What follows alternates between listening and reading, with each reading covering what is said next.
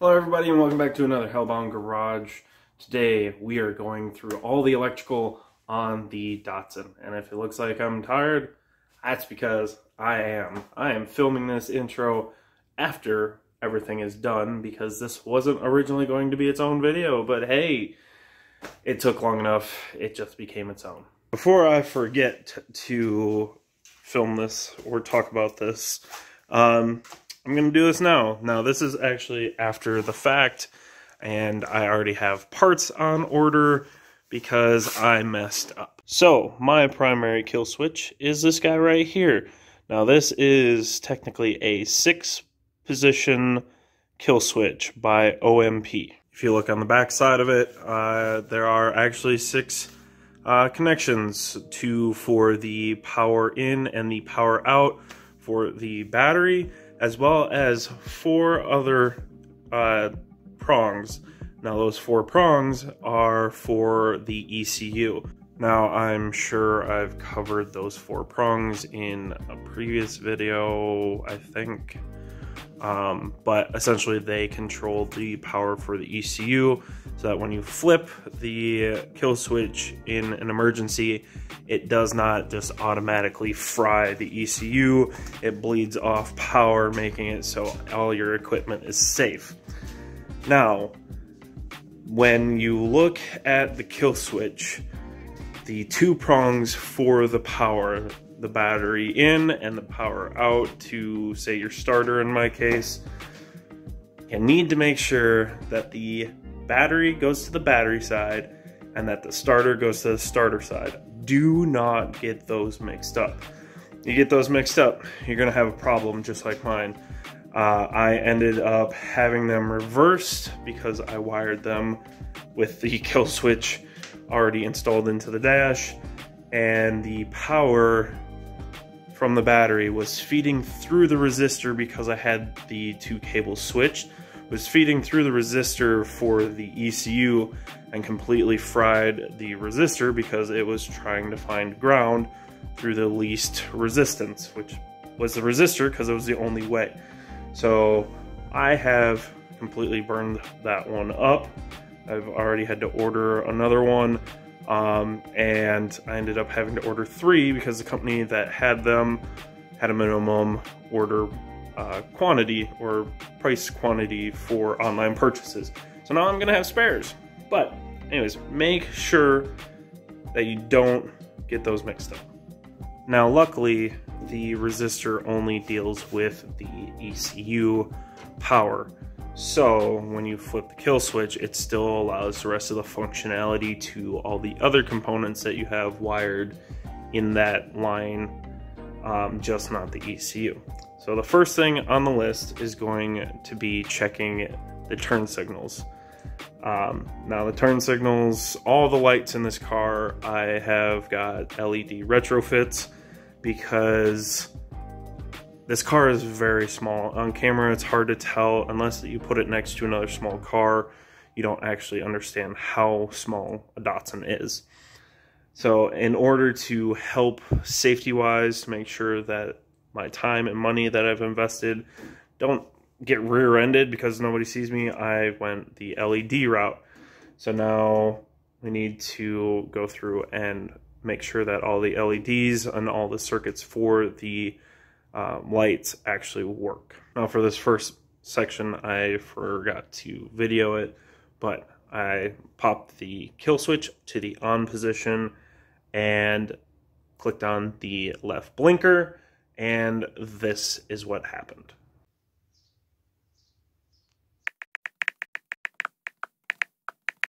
Alright, so the next step is wiring in these guys. If you don't know what these are resistors specifically for LEDs, and you attach one side to the ground and the other side to the power of whatever LED you're using, and that should make this replicate one of those guys. So we'll flip on this, so you know you got power there, and then the left blinker, and well, it still does the same thing, but unlike the last time, you can hear the click coming from the relay or the flasher, so you know something's working, because on the first try without the resistors, that did not click.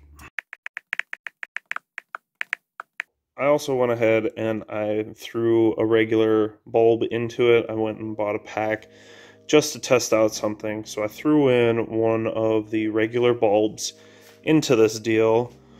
So we can go back up here and throw the switch on. Left blinker. And well, would you look at that? So it's definitely doing something with the load, but a resistor on both sides still isn't enough draw over the regular bulb.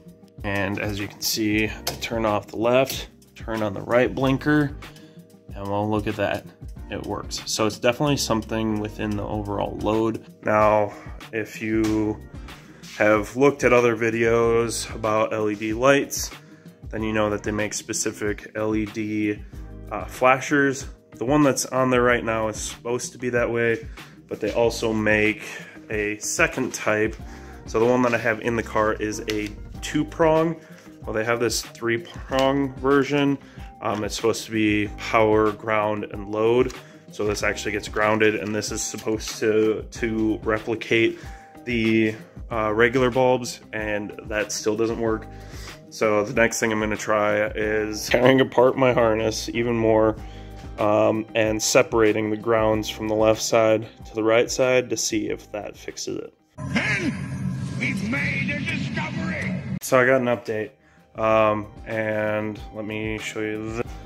So you're going to notice that there is this splice. Normally I wouldn't use this style of splice on this harness because everything is barrel spliced with heat shrink, but in order to get the distance that I cut out of here, I had to use one of these. Anyways, so this is the main ground that goes from the left side to the right side, and then connects and then grounds over here. I went through and I cut that thinking maybe power was backfeeding somehow through the ground cable because the LEDs take so little power, and maybe that's the problem. I cut the ground wire, turned on the blinkers, and I still had the same exact thing.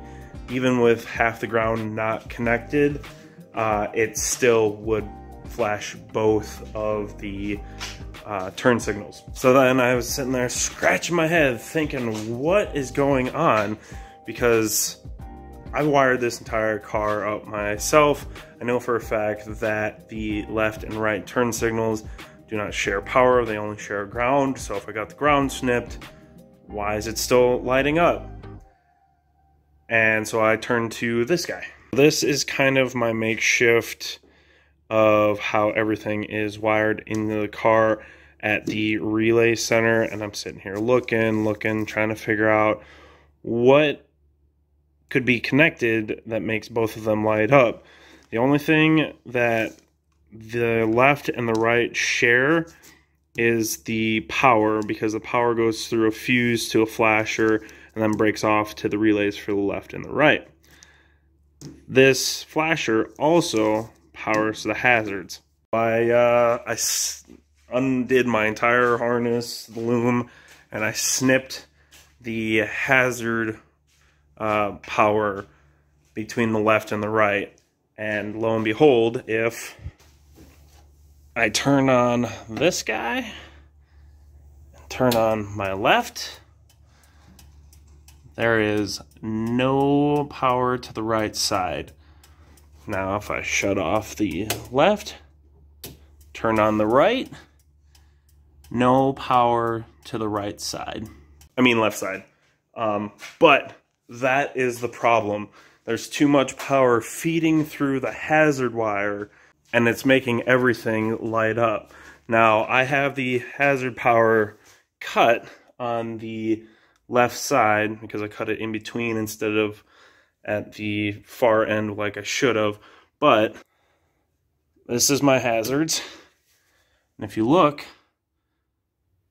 the one is flashing and there's no clicking. So that's definitely the problem of the electrical with the turn signals. Now hopefully, because I don't have the fronts in right now, Hopefully when I get to the fronts, it's not the same kind of situation. We'll find out when I get there. But that solves that one. Because the left and the right are both on their own switches, I can actually hit both of them at the same time and create the same hazard effect, which I might do for the time being. I'm also going to try and wire in a resistor to see if maybe that fixes it and brings it down to the regular light bulb power. But that is the fix on that part. For S&Gs, I plugged in the headlights because we are testing electrical stuff. Well, I'm going to test as much as I can. Now, I can't test the front turn signals because I have not put the socket in place, because I couldn't figure out which style of turn signals I wanted to do, whether I wanted to do the built-in headlight ones, which are now kind of cheesy, or if I want to go with the 240Z turn signal lights, which I have, but I have to do some work on. Anyways, I flipped on the kill switch, main kill switch, and there is the headlights. It's also taillights and dash lights. I'm not sure why this one's not lighting up. This one won't light up until I actually turn the car on. So there's that. But I've got my dash lights there, got this dash light here, if you can see it. And then, of course, we've got the 4 lights for the rear, as well as both headlights. Now, what I don't have is I don't have reverse, and I don't have brake lights. The reverse I could live without for the moment, but the brake lights I definitely need.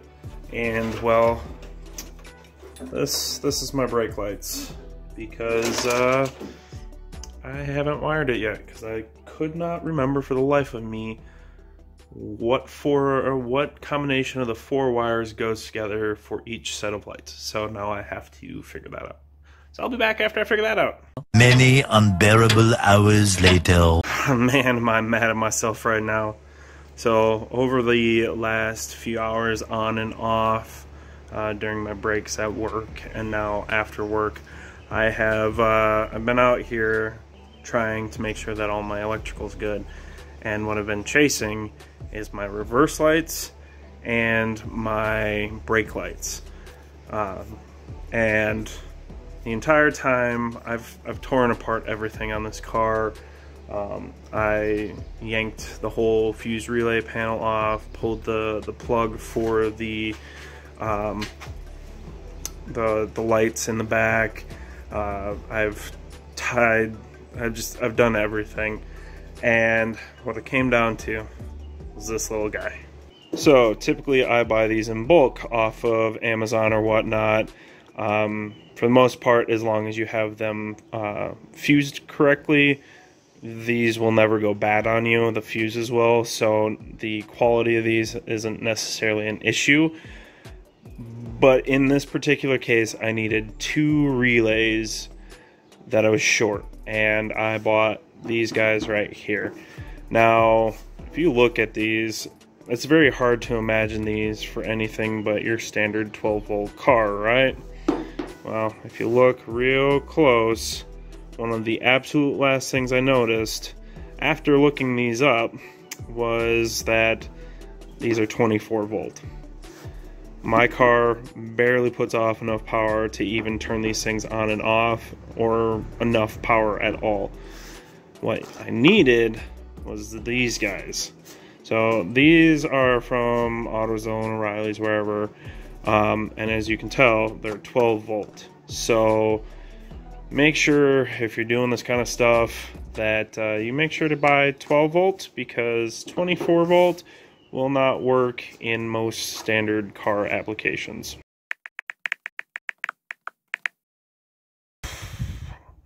Alright, so I don't know where I left off, but I had a tail light, brake light issue that I was trying to fight.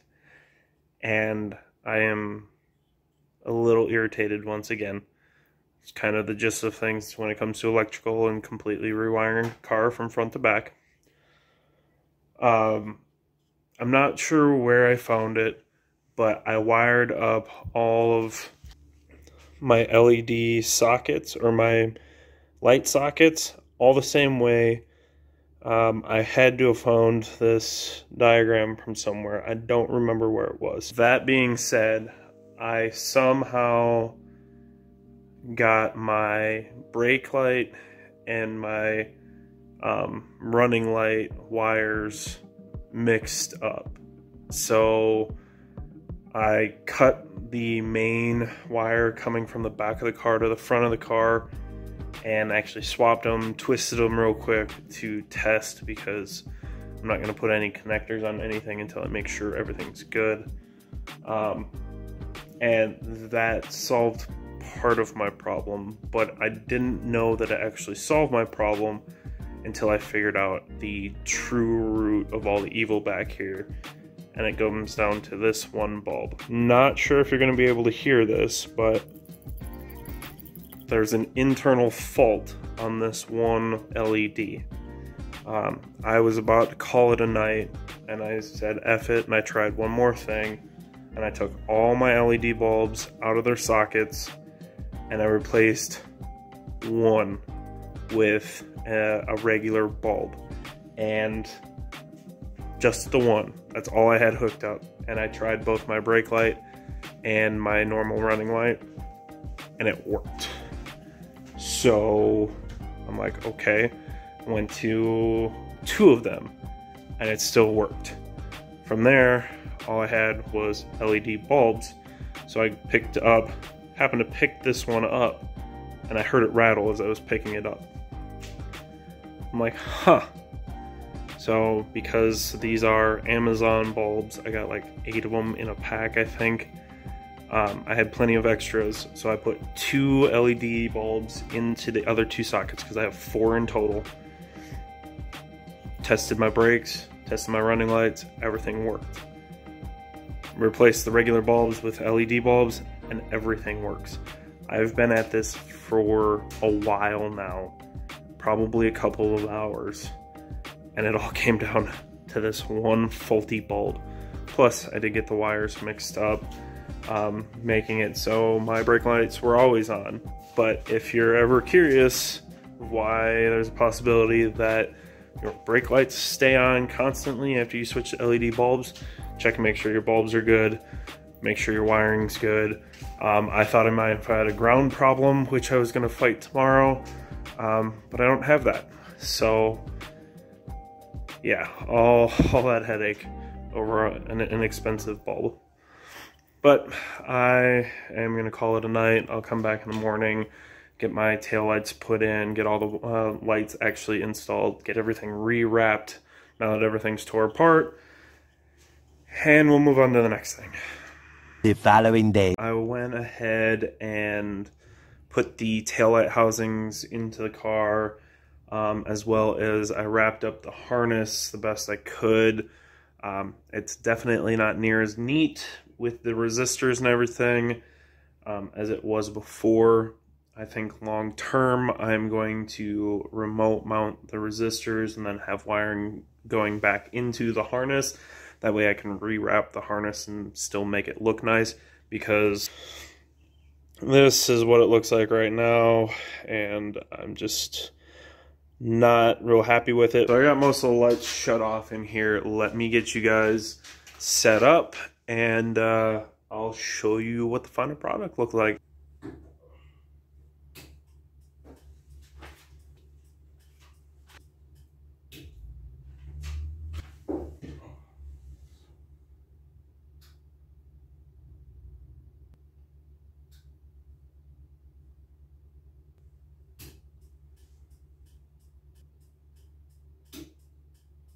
Another big item off the list, and I gotta say, I am super happy. This car has not had power, it has not had electrical, it has nothing for 5 years.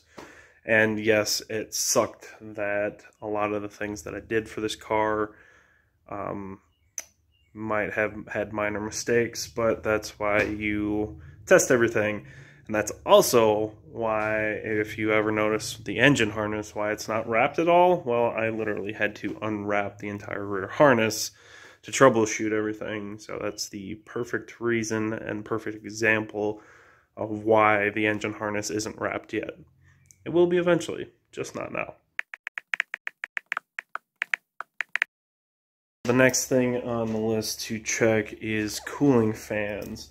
Now, admittedly, this is one of those I'm kind of questioning because I'm having both my fans turn on with the keys, and it's both at once. I've seen a lot of issues where not having the fans delay causes power draw issues, makes cars not want to run or anything like that. So I have them wired, but it's only kind of a temporary wiring.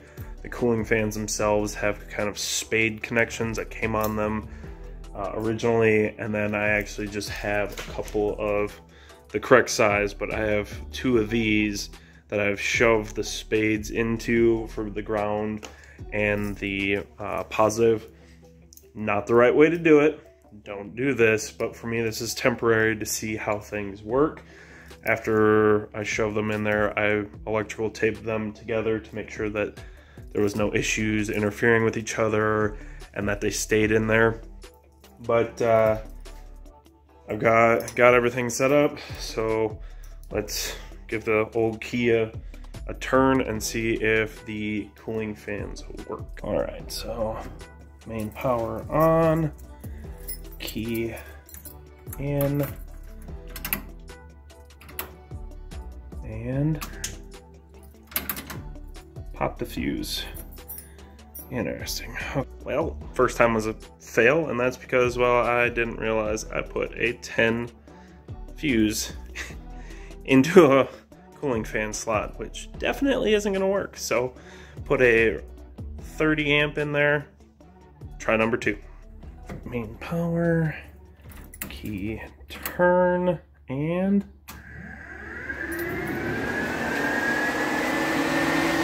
woo, that is some air moving through there. Success!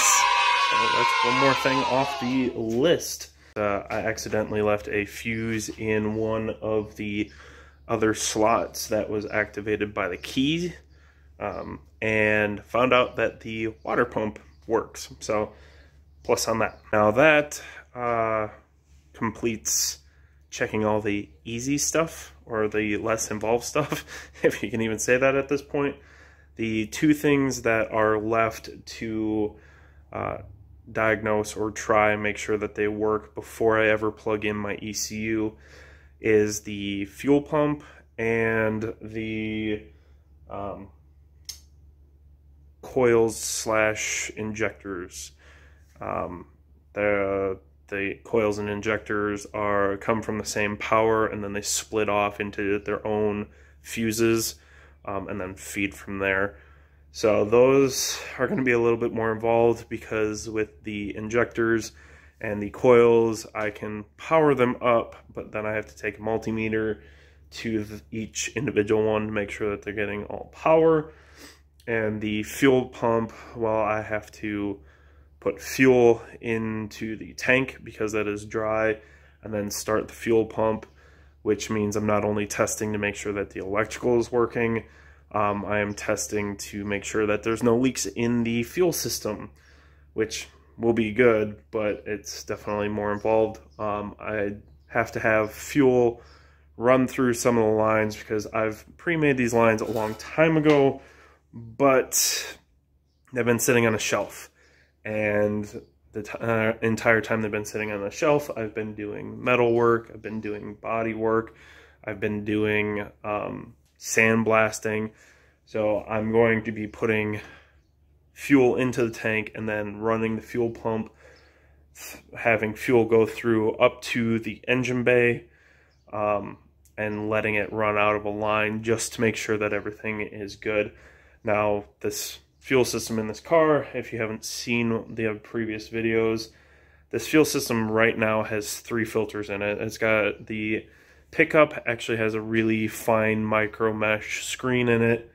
And then there is a pre-filter for the fuel pump, and there's a post-filter closer to the engine bay.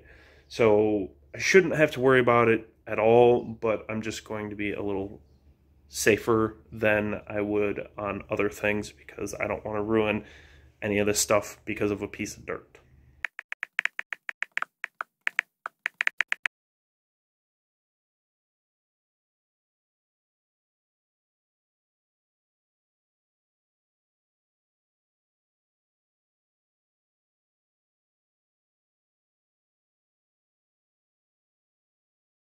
Now, I did think of something else as I was filling the gas tank with some fuel. This will also test to make sure that my sending unit, which I haven't changed since the last time that the Datsun ran, so nothing should technically have changed, but because of the new wiring, this will give me a good chance to look at the fuel sending unit, make sure that that's good. But because of how I now have the car wired, the sending unit and the fuel pump are going to kick in at the same time. So with what I'm doing, because to test the fuel system and make sure everything is good without possibly running contaminants through it, I have it set up like this here, which is very temporary because gas will eat through this, but I do have the line that comes from the fuel pump into this to catch the fuel, just to filter the lines a little bit and make sure that everything is good without soaking the engine bay. But I have a very short time frame to check the sending unit before the pump outflows that bottle, because it is a Marlboro 255, so 255 liters per hour, so it's a lot of fuel. So let's start this and check it as quick as possible. Try to catch it on video, but if it goes too quick, I apologize. Yeah.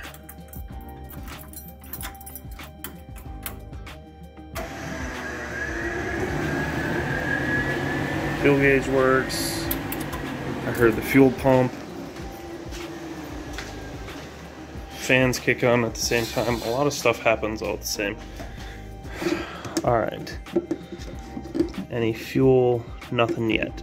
Alright, so I started it a second time. I should have checked the bottle to see if there was fuel in it the first time, but this is wet and there is fuel in here. So the pump is working. Now to check and see if there's any leaks that are apparent right off the bat. Let's start off in the rear. It's gonna be really hard to see. It's honestly really hard to tell. All my batteries are dead and all my flashlights. So I went through and touched each fitting along the entire feeding fuel system, and there's no leaks, which honestly is a really good thing.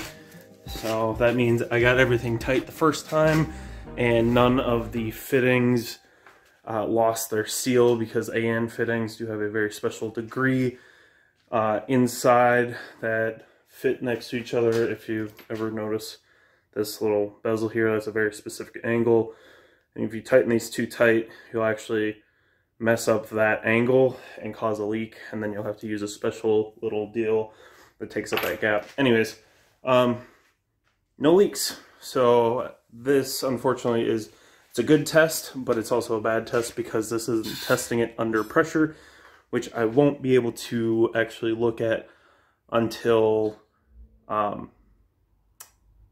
words are hard. Until the system is completely pressurized, the ECU is in, and I actually get the fuel pressure to where it's supposed to be, then I can do the final. But the main thing for this is, well, the electrical works for both the sending unit and the fuel pump. So 2 more things off the list. Alright, so the last thing on the electrical test to verify checklist is going to be the ignition, or not the ignition, the injectors and the coils. Now, it's a very simple thing to do, but a very time-consuming thing, and my battery is about to die, so I'll explain real quick. Essentially, all it's going to be doing is I will plug in the main fuse for the coils and the injectors, and then one at a time, the secondary fuse for the coils and the injectors, I'll plug in one fuse for the coils and double check everything is good there. Then I'll do the same thing for the injectors. I don't want power going to both of these at the same time while I'm doing all of this. I don't want to risk possibly burning out anything, so that's why I'm going to be making sure that one fuse is out while I'm doing that. Now, while the fuse is in and the power is going, I'm going to be using my multimeter here, set to this guy right here. Yes, I know it's reverse, I'm sorry.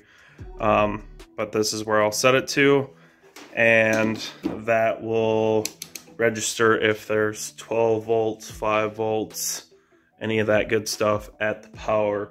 The way that both the coils and the injectors work on this is they have 12 volt power going to them, and then the ECU actually controls the grounding of both the injectors and the coils, and that makes them fire. So yeah, I can still get my 12 volt readings without needing the ECU. So I'm gonna get that done. At this point, it's late, my battery's about to die, so I'll just check in with you tomorrow and let you know how it goes. If it's a real big pain and something's really wrong, well then I'll probably stop and film it tomorrow, but I doubt it. So I will check back in with you. Okay, well, it's not the next day, it's actually the same night. And that is because it went way smoother than I thought it would. I did have one small problem, and that was that my probe for my multimeter wasn't actually small enough to get into the plugs of the injectors and the coils. So I have 20 gauge or 22 gauge wire left over from the ECU harness that I wrapped around the probe and then plugged into the harness. And from there I was able to get a reading at each one of the plugs, and I had about 12.5 volts, I think, at every pigtail. Wow, sorry if you can't figure it out, I'm really tired. But that means all the electrical for the power wise is good. The only thing I can't check is the ECU power, and that's because I'm waiting on the resistor that I fried. But yeah, if you take away anything from this video, it's that having things like this when you do custom wiring harnesses and electrical is going to benefit you in the long run. Knowing what fuse feeds what relay to whatever else, you know, it kind of has connectors laid out, the color of the wire that I use. Something like this is going to be super beneficial, especially for troubleshooting in the future. And after I got it installed in the car, I then have like my fuse layout with everything labeled, and I even have my switch laid out. Between how I created this monstrosity of a brainchild, at the end of the day, it makes everything really easy to diagnose simply by pulling a fuse, and you negate half of the system based on that one thing. So it's going to be way easier in the future when things happen, because, well, let's face it, race cars, things happen. But I am going to end this video here. I got a bunch of cleanup I got to do. But yeah, thank you for watching. Thank you for your support. Until the next one.